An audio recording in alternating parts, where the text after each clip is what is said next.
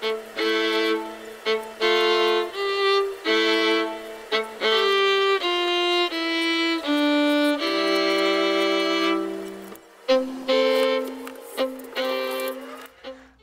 to our final video. We're gonna have some fun today with this ending. If you remember from yesterday, we left off suspended in mid-air after an up bow on the E string.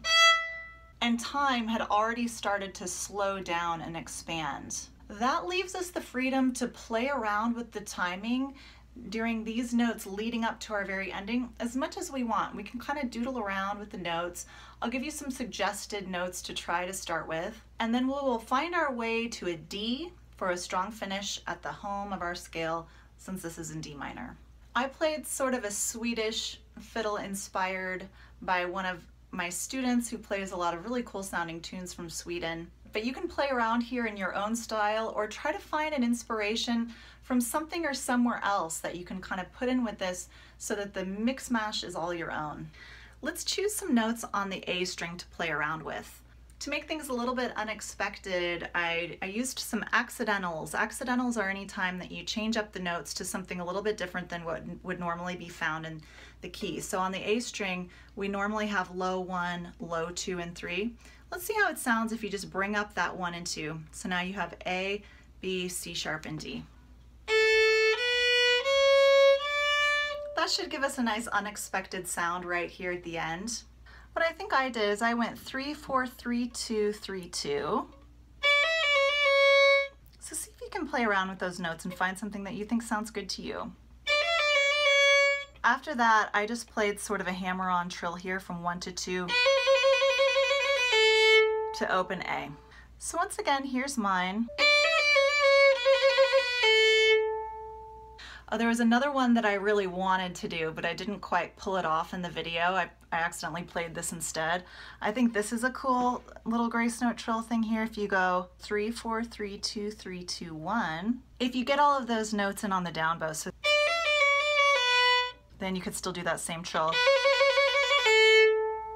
So you have a fresh start on yours. You have the opportunity to throw that extra note in that I wish I got in on mine. But you get the idea. You start on 3A and then you play around till you're on open A. That can kind of take as long as you want within reason, and then that's going to put you in the perfect place to finish off the tune strong on a D, and you could either use the low D here or the 3 on A, D here. Or if you want to sneak another little double stop in there, might be a really strong ending to go 3A with the open D at the same time. So the notes from yesterday leave you with, and then you're going to find your way to 3A and play around.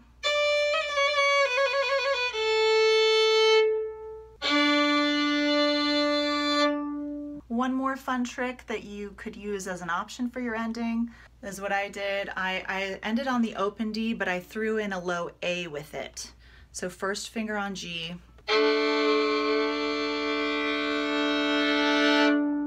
That's a really nice interval to end on. And one more little trick I'll share with you there is this is going to sound more beautiful if you play the first finger on G just slightly, I'm talking a little hair here, higher than where you would normally play it. So if you decide to do that ending, take some time playing with your bow on G and D and play around with the exact placement of that first finger, because you might find it sounds best somewhere a little bit different than where you normally play.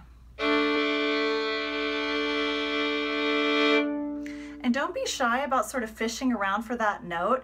If you do that and own it as part of your piece, it just kind of sounds cool. And then once you just love how it sounds, that's when you really dig in and pull the bow really fast off so you get that little bit of ring afterwards for the super dramatic finish. I hope you enjoy. I can't wait to hear what you come up with on that final piece.